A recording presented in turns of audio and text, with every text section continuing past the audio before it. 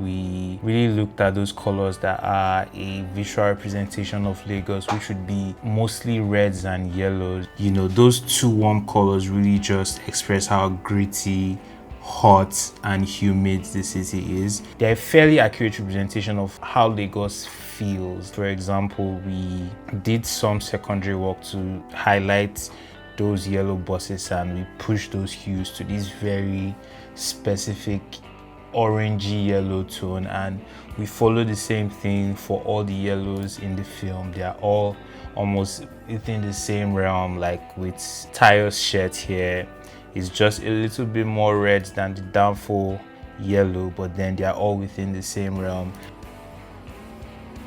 You look at this kind of shot, for example, you see how punchy the reds are, both in the costume, in the lights on the motorcycles. You see the yellows in the keke, the downfalls. They are all very representative of what Lagos is.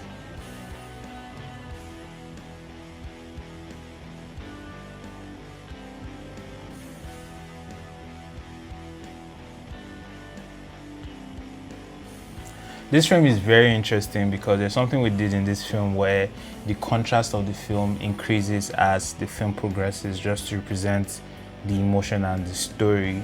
This scene comes in at the beginning of the film, but it carries the same kind of strong contrast that we used much later in the film, because with introducing this character and all his scenes, we wanted the viewer to feel a bit uneasy. It's not a glamorous scene. Anytime we see him on screen, is something is usually about to happen or has happened, right? That's how we use contrast as a storytelling technique to convey emotions throughout the length of the film.